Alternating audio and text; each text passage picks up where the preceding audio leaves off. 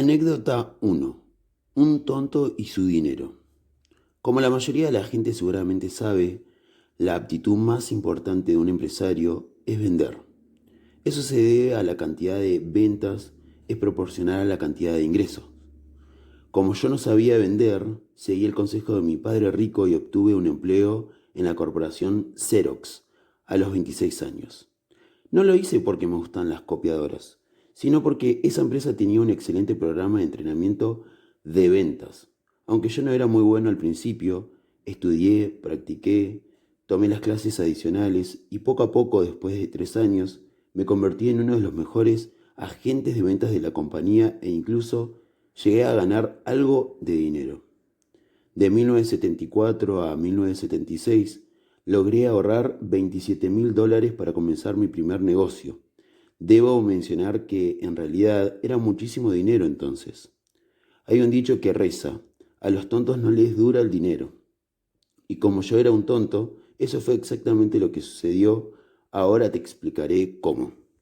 Un día me llamó un amigo para preguntarme si me gustaría invertir en su negocio. Me prometió que me devolvería el dinero en un mes y que además me daría 20% de interés. John, como él se llamaba, siempre había sido un empresario muy exitoso. Aquí tengo que enfatizar la expresión había sido, por eso creí en su inteligencia y sagacidad, y pensé que podría hacerse cargo de mi dinero durante 30 días. Debo decir que 20% de interés también era muy tentador. Por todo lo anterior, le entregué mi dinero y a cambio él me dio un pagaré. Llamé a John un mes después para cobrar mis $27,000, más 5,400 de interés, y como ya habrás adivinado, no tenía el dinero. John le echó la culpa del problema a Stanley, su director financiero, quien en realidad era solo contador público. Le dije a Stan que comprara más producto, para que lo pudiéramos enviar a nuestros minoristas, dijo John, pero en lugar de eso, pagó algunas cuentas vencidas. Si Stanley hubiera comprado materia prima, como se lo indiqué, ahora yo tendría el dinero para pagarte. A pesar de que la explicación de John tenía lógica en sentido comercial, no me daba buena espina. Debía haberlo dicho en ese momento, pero preferí quedarme callado y creerle. La verdad es que creí porque necesitaba hacerlo. Tenía miedo de dudar y al final jamás recuperar mi dinero. Era obvio que Stanley, el contador público, no había recibido lecciones de un padre rico. Sin embargo, no era solo su caso. La mayoría de la gente hace lo mismo que él. Trabaja para obtener dinero, pagar sus deudas y ahorrar lo que le queda. Por eso casi todo el mundo vive al día. Los empresarios deben saber cómo ganar su dinero para generar más. En esto me refiero a invertir tiempo y dinero en mercadotecnia, publicidad, promociones e incentivos para los representantes de ventas por sus logros. En tiempos de crisis, por ejemplo, cuando las ventas y los ingresos bajan, la mayoría de la gente tiende a actuar como lo hizo Stanley, es decir, tratar de ahorrar dinero o pagar deudas. Pero por lo general, estas acciones conducen al desastre. Los empresarios avisados saben que, en época de crisis, debes invertir dinero en ventas y promociones de mercadeo, incluso si eso implica pedir préstamos. Cuando las ventas comienzan a subir, entonces puedes pagar deudas y devolver el dinero que le prestaron. Durante la crisis financiera global que comenzó en 2007, la gente ha estado haciendo lo mismo que Stanley. Ha hecho recortes, pagado deudas y tratado de ahorrar dinero. El problema radica en que toda esta inmovilidad de recursos provoca que la economía sufra una desaceleración más inmediata. Los negocios y los individuos que llevan a cabo las mismas acciones que Stanley corren el riesgo de no llegar a recuperarse ni siquiera cuando la economía misma logre el equilibrio. Y en ese caso se quedarán más rezagados que quienes continuaron gastando y moviéndose en los malos tiempos. Anécdota 2. La historia se repite. Le pregunté a John cuándo recuperaría mi dinero y me dijo que la única manera de hacerlo sería dándole más. Tal vez imaginás que para entonces ya había aprendido la lección y que no estaba dispuesto a creer de nuevo en la trampa. Pero lo hice. En los siguientes 3 meses reuní más de $50,000 entre mis amigos para dárselos a John y su agobiado negocio. Y claro, como ya te imaginarás, el dinero se perdió en cuanto le entregué los cheques. Entonces, ¿cómo puedes conseguir dinero? La respuesta es con la práctica. En el entrenamiento de ventas de Xerox me enseñaron que tenía que hacer 100 llamadas para conseguir que 10 personas me prestaran atención y de esas 10 solo podría concretar la venta con una. Para reunir dinero para John, diseñé un plan de negocio sencillo. Escribí un pequeño volante publicitario y comencé a tocar puertas. Más o menos lo mismo que hacía en Xerox, llevar a cabo un montón de llamadas estériles para lograr mi objetivo. En aquel entonces la compañía de John vendía jabones con una cuerdita. El jabón tenía una forma de un micrófono y era para gente a la que le gustaba cantar en la ducha. Tuve suerte y conseguí algunos inversionistas. Permíteme reiterar algo. La aptitud más importante para un empresario es vender. Si no eres bueno en ventas, entonces debes conseguir un socio que sí lo sea. Yo todavía estaba trabajando en Xerox cuando mis amigos comenzaron a llamarme para recuperar su dinero. Más 20% de interés. Y tal como lo dicta la regla, a medida que entré en pánico, mi inteligencia fue disminuyendo. Fui demasiado ingenuo. Debí saber que reunir dinero y promover los productos de un negocio mal manejado era una estupidez. Sin darme cuenta estaba participando de un modesto esquema Ponzi, en una versión a escala del escándalo de miles de millones de dólares que protagonizó Bernie Madoff. Por suerte pude pagarle a la gente más adelante. La carrera siempre se gana avanzando lento, pero seguro. Eso se debe a que solo hay algunas oportunidades grandes en la vida y promover un negocio o idea requiere de tiempo. Anécdota 3. Sube a bordo. Una vez, como un tonto, le pregunté a John cómo podía ayudarle a recuperar mi dinero. Él tuvo la brillante idea de que me uniera a su compañía, recuperara el dinero y de paso le ayudara a salvar el negocio. Y adivina qué, acepté su oferta. Por eso trabajaba con mucho ahínco en Xerox todo el día.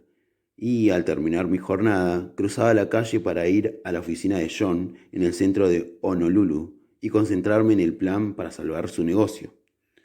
Durante la etapa inicial los empresarios tienen que trabajar 24 horas al día, 7 días a la semana, e incluso a veces se ven obligados a trabajar durante meses o años sin sueldo. El número de horas que los empresarios trabajan sin cobrar es lo que los define y los diferencia de los empleados. Ese mismo número de horas de trabajo o práctica determina el nivel de éxito que tendrás en cualquier ámbito. Por ejemplo, los golfistas profesionales invierten años de estudio y práctica antes de recibir un centavo, si acaso llegan a pagarles. Por eso, lo mejor es que conserves tu empleo durante el día y construyas el negocio en tu tiempo libre. Tal vez tengas otros planes, pero te aseguro que pasarás un buen tiempo laborando sin recibir nada a cambio. Anécdota 4. Un tenue resplandor de esperanza. John Stanley y yo entramos en pánico cuando se acabó todo el dinero. Ahí surgió la idea de las carteras de nylon y velcro para surfistas. Como nosotros surfeábamos y también éramos marineros, usábamos ese tipo de carteras. Las fabricábamos con velas viejas de barcos. John pensó que se venderían muy bien. Estaba seguro de que las carteritas de nylon serían la salvación de su compañía. A pesar de que yo no me sentía tan confiado como él, comenzamos a trabajar en el plan de negocios y en muy poco tiempo nos convertimos en la primera compañía de carteras de nylon. El beneficio que recibí de aquella experiencia fue que aprendí a diseñar, empacar, manufacturar y mercadear un producto completamente nuevo. La lección fue muy costosa, pero ahora que lo pienso también fue invaluable. Aunque no me agradaría repetir lo sucedido, debo decir que ese descalabro fue lo que me condujo a la creación de los juegos de la mesa Cash Flow, los cuales continúan generándome un ingreso pasivo hasta la fecha. Anécdota 5. Estrés y miedo. John se equivocó, el negocio de las carteras de nylon no fue la gran cosa. Nos metimos en más deuda de la que teníamos al principio y de pronto nos acercábamos peligrosamente a la quiebra. Entonces, en un arranque de desesperación, le mostré a John y a Stanley una idea para un producto nuevo. Se trataba de algo que yo mismo había diseñado, también de nylon. Como mencioné anteriormente, John y Stanley eran surfistas y marineros. A mí me gustaba correr, pero había detectado un problema. Los corredores no teníamos en dónde guardar las llaves, identificación y algo de dinero durante nuestros entrenamientos. Los shorts no tenían bolsillo. Y la opción de meter todo en el zapato en una calceta no era nada agradable. Por eso se me ocurrió la idea de una mini cartera que se pudiera colgar de las agujetas de las tenis. Completamente en quiebra y con las tarjetas de crédito al tope, lanzamos los bolsillos de tenis Reapers para corredores. Lo hicimos en el show de artículos deportivos de Nueva York. Y aunque no lo creas, fueron incluidos en la lista de productos nuevos y de actualidad producidos este año de la industria de artículos deportivos. El producto incluso apareció como novedad en las revistas Runner's World, Playboy y Gentleman Quarterly. Los empresarios deben saber manejar el estrés y el miedo porque estos pueden motivarlos a ser más creativos, a aprender más rápido y a incrementar su conocimiento acerca de otras personas y de los negocios. Dicho de otra manera, los empresarios deben con toda celeridad aprender y buscar nuevos conocimientos, innovaciones e ideas. El miedo se puede convertir en motivación, pero si por lo general te paraliza, entonces no renuncies a tu empleo fijo. Lo que en realidad quiero decir es que los negocios solo crecen si el empresario también lo hace. Anécdota 6. El saco lleno de deudas. Poco tiempo después comenzamos a exportar los bolsillos a todo el mundo. A pesar de que éramos un éxito internacional, la compañía seguía en quiebra. Por supuesto, la cantidad de efectivo que entraba se había incrementado, sin embargo, los gastos seguían siendo mayores. En el último esfuerzo desesperado, John me pidió que reuniera aún más dinero. Yo lo hice. Todavía recuerdo el día que entré en su oficina con un cheque de $100,000 que me había dado un inversionista. John y Stanley me sonrieron agradecidos. Unos días después estaba vendiendo los productos Reaper en Chicago, en una exposición de comercio de artículos deportivos, y cuando terminó el show llamé a Honolulu para reportar mis logros. Me contestó Hannah, nuestra recepcionista. Estaba llorando. ¿Qué sucede?, le pregunté. Me duele mucho decirle esto. John y Stanley cerraron la compañía hoy. Se llevaron el dinero que quedaba y creo que salieron de la ciudad. No sé dónde están. Si en ese momento no me dio un ataque cardíaco, creo que ya nunca me dará. De pronto un latigazo me recorrió el cuerpo. En realidad sentí como si me hubiera caído un rayo. Fue como si hubieran pateado el estómago. Aquella llamada marcó el principio de una de las caídas más fuertes que he tenido en mi vida. Regresé a la habitación del hotel de Lake Shore Drive y observé el lago Michigan. Desde ahí me pregunté una y otra vez, ¿cómo pude ser tan estúpido? John y Stan se habían ido. Les pagaron a sus conocidos, pero dejaron en mis manos un saco de deudas por casi $1,000,000. Era dinero que yo había conseguido a través de amigos, familiares e inversionistas. De pronto me quedé sin empleo, sin negocio, sin casa y sin esposa. Ella me dejó cuando el dinero se acabó. Para ser más específico, cuando vendí nuestro condominio y pagué las deudas de las tarjetas de crédito para poder volver a usarlas. Toqué fondo y ya no podía caer más bajo. Sentí que la vitalidad me había abandonado, pero al mismo tiempo continuaba preguntándome una y otra vez, ¿cómo pude ser tan estúpido? Mi padre rico me había advertido en varias ocasiones que no debía hacer negocios con John y Stanley. Con frecuencia llegó a llamarlos payasos y estafadores. El problema fue que no quise escucharlo e ignoré sus consejos. Padre rico me dijo, un estafador solo puede timarte cuando quieres conseguir algo a cambio de nada. Sentado en aquella pequeña habitación de hotel en Chicago, comencé a asimilar las advertencias de Padre Rico.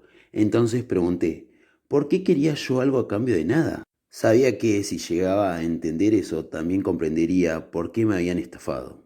Desearía poder decir que encontré una respuesta definitiva, pero hasta ahora, a pesar del paso de los años, lo único que puedo decir es que fui flojo y por eso pudieron estafarme. Aquí te presento una lista de gente que termina siendo estafada por su holgazanería. Los empleados que creen en la seguridad de su empleo. Los votantes que apoyan a los políticos que les prometen cuidar sus intereses. Inversionistas que creen a los asesores financieros cuando les dicen que deben invertir a largo plazo en acciones y bonos y fondos mutualistas. Gente que cree que obtener buenas calificaciones en la escuela le garantiza un empleo seguro de por vida. Gente desesperada que cae en trampas como compra mi libro y conviértete en millonario de la noche a la mañana, O toma esta píldora y baja 5 kilos sin hacer ejercicio. Cualquiera que crea en las siguientes afirmaciones son ciertas. No necesitamos dinero, el amor será suficiente. Solo funciona si te vas a vivir con tus padres. Me voy a ganar la lotería o tal vez me caiga un rayo. Mi esposo y yo somos totalmente íntegros. Creer en una afirmación similar a mí me costó millones. Estará tan seguro como el dinero en el banco. Entonces, lo más probable es que no esté seguro. El gobierno resolverá el problema. Entonces, sí estás en apuros. Estoy seguro de que tú también podrás añadir tus estafas favoritas a la lista. Lo que no sabes, no lo sabes. A pesar de que Padre Rico me advirtió acerca de John y Stanley, en ningún momento intentó detenerme. Solo me dijo, los niños no aprenden lo que significa caliente hasta que se queman con la estufa.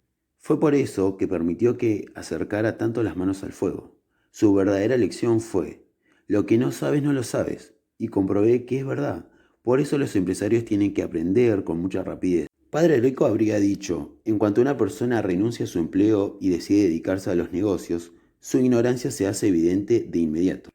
Una de las razones por las que 9 de cada 10 negocios fallan en los primeros 5 años es porque al empresario lo abruma todo aquello que no sabe.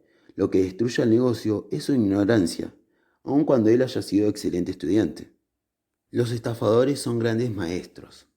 Padre Rico solía decir, los estafadores y estafadoras aparecerán en el preciso instante que comiences tu negocio.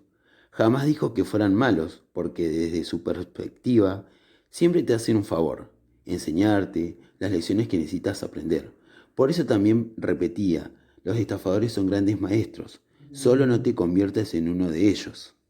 Padre Rico también me enseñó que una de las tareas más importantes de los empresarios es proteger a sus empleados del mundo real. Con eso se refería a que en el ámbito de los negocios es uno de los más hostiles, viciados y peligrosos en los que se puede trabajar. En mi desarrollo como empresario, yo también tuve que encontrar la manera de proteger a mis empleados. Estaba ansioso por aprender la lección debido a que, siendo joven, vi a mi propio padre, un maestro y administrador honesto, trabajador y muy preparado, convertirse en carne cruda para los perros en cuando abandonó la seguridad del sistema escolar. Papá se postuló como candidato para vicegobernador del estado de Hawái por el Partido Republicano. Perdió la elección y se quedó desempleado poco después de cumplir 50 años. Luego tomó los ahorros de toda su vida y su fondo para el retiro, compró una sucursal de una famosa franquicia de heladerías y lo perdió todo. Dicho llanamente, estuvo a salvo mientras trabajó para el sistema escolar al que había pertenecido desde los 5 años. En cuanto se salió de él, a los 50 y tantos, entró al mundo real de los negocios. Se lo comieron vivo. En menos de un año perdió todo lo que había trabajado en su vida. Por todo lo anterior, comprenderás que la madurez emocional y la fuerza de carácter son esenciales en el mundo empresarial. La ley de Murphy. Casi todos hemos oído hablar de la ley de Murphy. Cualquier cosa que pueda salir mal, lo hará. La mayoría de los empresarios fracasan porque sencillamente ignoran demasiadas cosas y no cometen suficientes errores para subsanar su ignorancia. En otras palabras, el éxito proviene del fracaso, no de la memorización de respuestas correctas. Por eso, a muchas de las personas inteligentes y bien preparadas, como mi padre, les va mal en los negocios. Es gente con mucha educación en el ámbito académico, pero en el mundo de los negocios no sabe moverse. La definición de éxito es distinta. Tener éxito en el aspecto académico implica obtener calificaciones excelentes en la boleta y no cometer errores. En el mundo de los negocios sucede lo contrario. Si le echas un vistazo a los programas de maestría, verás que la mayoría se enfoca en minimizar riesgos y en no cometer errores. Por eso muy pocos egresados de maestría se convierten en empresarios. La mayoría obtiene su título con la esperanza de llegar a ser empleados muy bien pagados. Algo similar sucede con los egresados de las escuelas de Derecho y de Contabilidad. A fin de cuentas, en las universidades les enseñan a no cometer errores y luego alguien los contrata y les paga para que continúen así. Para poder alcanzar el éxito en el mundo empresarial, particularmente en las primeras etapas, la gente debe cometer errores, corregirlos y aprender de ellos, aplicar lo aprendido y luego cometer otros errores. Es el mismo camino que se tiene que recorrer para desarrollar el toque de Midas. Comencé este apartado con una lista de errores que tuve en el negocio de las carteras de nylon porque creo que es necesario aprender de los fracasos.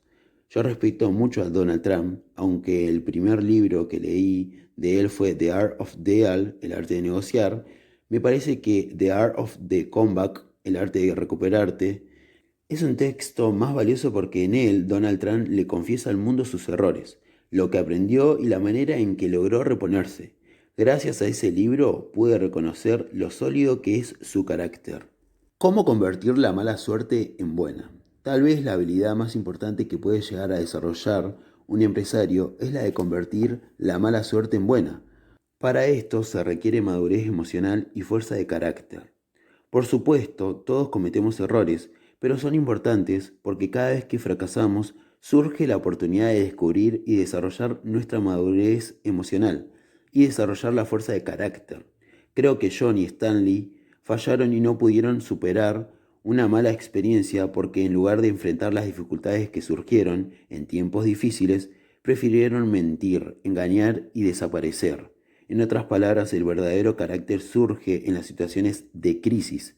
En su caso, cuando las cosas se pusieron muy mal, optaron por transformar la mala suerte en algo mucho peor. Pero no me malinterpretes, no estoy tratando de sugerir que soy superior a ellos, porque en realidad no soy ningún santo. A pesar de que provengo de una familia con mucho espíritu, no siempre he podido reflejar los altos valores éticos y morales de mis padres. Fui un buen chico en la escuela y nunca bebí ni ingerí drogas. Pero eso sí, me urgía dejar de vivir en mi casa, y en cuanto estuve fuera, me esforcé por hacer precisamente lo contrario a lo que me habían enseñado mis padres. Estoy convencido de que en varias ocasiones debí terminar en la cárcel. No obstante, en aquel proceso para convertirme en empresario, tuve que recordar los valores que me habían inculcado, los cuales implicaban no mentir, no hacer trampa ni robar, en particular en momentos difíciles. Ahora te hablaré de las oportunidades que aproveché para incrementar mi madurez emocional y fuerza de carácter. Cuando perdí el dinero de los inversionistas, mi padre rico me motivó a visitarlos para ofrecerles disculpas. Luego acordé pagarles. Me tomó casi 6 años cumplir el compromiso. Mi padre rico me aconsejó, en lugar de huir del desastre, reconstruya la compañía. John, mi hermano y mi amigo llamado Dave me ayudaron a examinar las ruinas de Rippers a conciencia, y a partir de ahí construimos la compañía. Al afrontar mis errores y rescatar lo que quedaba, aprendí más acerca de los negocios de lo que jamás habría aprendido y hubiera oído. También descubrí que tenía que asimilar el conocimiento a mayor velocidad. A mí jamás me fue bien en la escuela porque era un holgazán, pero ahora, a pesar de que no soy bueno para el estudio ni la lectura, continúo leyendo libros y artículos acerca de los negocios. Además de que asisto a seminarios, esto es algo que he aprendido. En el interior de cada error hay una gema de sabiduría. El Dr. R. Buckminster Fuller, uno de mis mejores maestros, es considerado hoy en día un genio a nivel mundial. Él afirmó que los errores solo son un pecado si no se admiten. Cada vez que me molesto por haber cometido un error, asumo mi responsabilidad, a pesar de que, claro, me gustaría culpar a alguien más. Luego me tomo el tiempo necesario para buscar la gema de sabiduría oculta en mi falla. Y cuando por fin la encuentro, el descubrimiento me brinda la energía necesaria para seguir adelante. Culpar a alguien más es como un pecado. Muy a menudo me encuentro con empresarios fracasados e infelices que culpan a otros de sus errores de manera sistemática. Como es de esperarse, nunca aprenden de sus equivocaciones y tampoco crecen gracias a sus experiencias. Lo que esos empresarios no pueden ver es que en sus errores se encuentra la sabiduría que puede brindarles el futuro mejor. Culpar a alguien más es el peor pecado del mundo. Afronta tus errores y admítelos. Hay mucha gente que va cargando sus errores y se arrepiente de haberlos cometido. Otras personas fingen no haberse equivocado y por lo tanto caen en lo mismo otra vez. Y también hay algunos que se vuelven criminales, mienten acerca de sus fallas y de esa forma las tornan en algo todavía peor. El hecho es que si una persona comete un error y miente, culpa a alguien más, justifica su falla o finge que no pasa nada, está dando un paso atrás. Es por eso hay quienes no avanzan en la vida. Un buen ejemplo de ese fenómeno es lo que sucedió con el presidente Bill Clinton cuando le mintió al mundo y negó haber tenido relaciones sexuales con una pasante de la Casa Blanca. Clinton pudo llegar a ser uno de los presidentes más grandes, pero en lugar de eso, ahora está recordado por su falta de carácter moral, por engañar a su esposa y además por mentir en televisión al respecto. Se requiere de mucho valor para enfrentar los errores y admitirlos. En cambio, para mentir no hace falta gran cosa.